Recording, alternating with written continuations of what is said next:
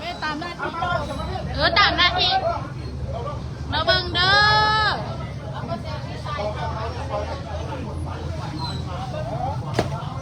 อแต่ปลาคนเอาเหี้ยไหมครับรถยาขนาดที่จะเก็บไปเราไปได้กันรถ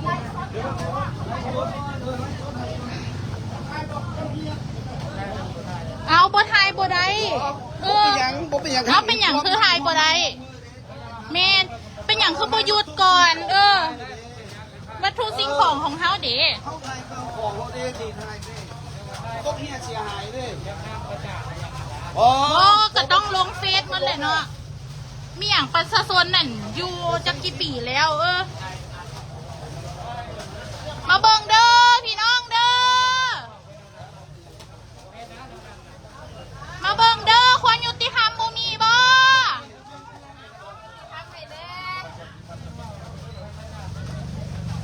เอาซะนั่นตำรวจจะสั่งเขาเจ้ายุดก้อนเลยสิมาเฮ็ดของประชาชนจังซี่ได้จังใดซั่นเท่ากับไล่สวดอยู่จังซี่แหละตำรวจก็มีหน้าที่ตำรวจก็สั่งเขาเจ้ายุดก่อนแม่เพิ่นก็ล้มอยู่เสียหายทุกอันก็รับผิดชอบเด้อที่เครื่องห้องต้มเหี้ยเสียหายไปแล้ว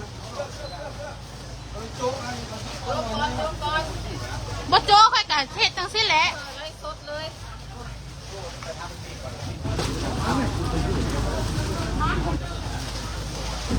มาเด้อพี่น้องเด้อเบิ่งเด้อความยุติธรรมบ่มีเด้อความยุติธรรมอยู่ทางใดเนาะมุมหลายกล้อง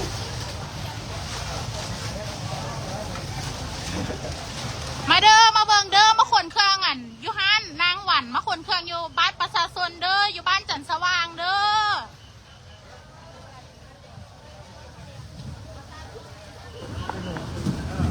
เจ๊ทายรถเจ๊เขาจะมาบุกลุกห้านเฮาเนาะ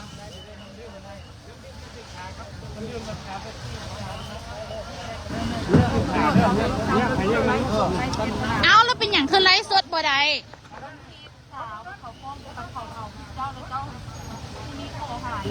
มีโลกออนไลน์เป็นเงียบโลกออนไลน์เอาเขากะ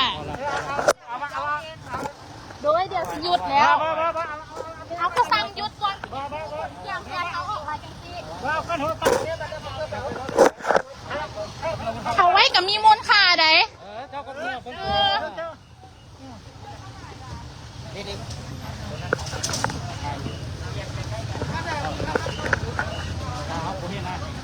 เอาบ่เฮ็ดแล้วเป็นอย่างเขาบ่สั่งเขาเจ้ายุทธนะ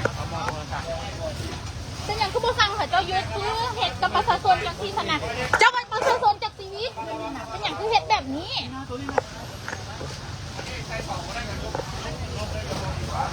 มาเบิ่งเด้อพี่น้องเด้ออยู่บ้านจันทร์สว่างเด้อ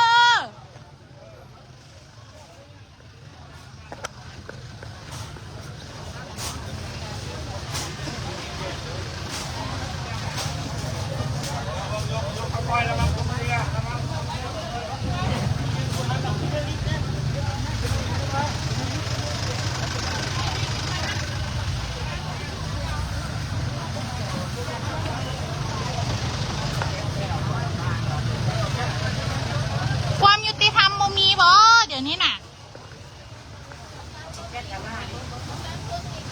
ประชาชนนี่ก็เดือดร้อนคือกัน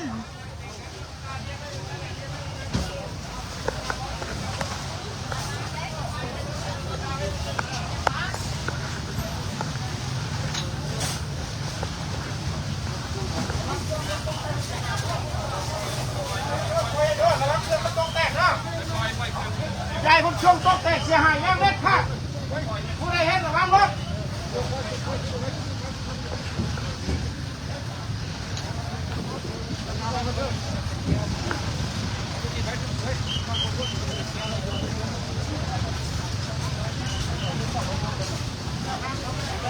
มาเบิ่งเด้อผู้ใดเข้ามาเบิ่งกดไลค์กดแชร์เด้อใครเข้ามาเบิ่งกดไลค์กดแชร์เด้อ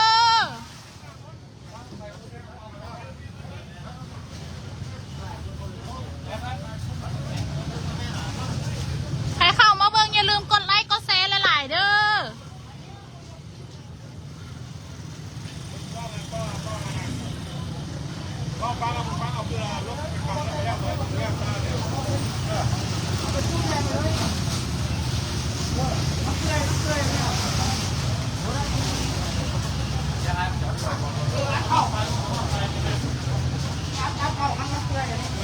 เขาใส่จัดให้เนี่ย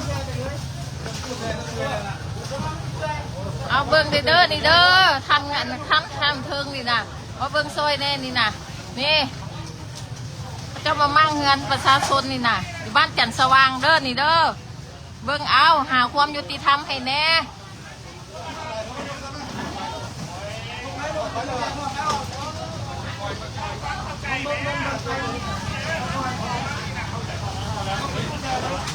ผู้ใดเข้ามากดไลค์กดแชร์ให้เด้อแชร์ไปให้แน่แชร์ไปให้คันเทิงเพิ่นเห็นน้ำแน่นี่นะว่าประเทศลาวนี่เป็นจังได้คนลาวแท้ๆกับข้าคนลาวเนาะ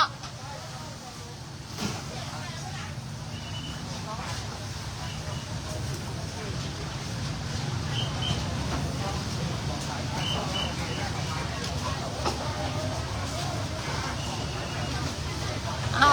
ไอ้พดจับของอันนั่งฟองเลยพอสิเรื่องเงิน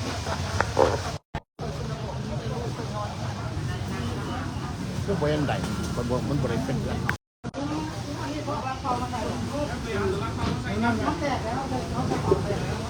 นี่ได้รับเป้านี่เอารับเป้ามาใส่เอาโอ้ใส่รับเป้าเอาจะมันไม่ได้แบบนั้นเอาต้องมาตากเรื่องมัน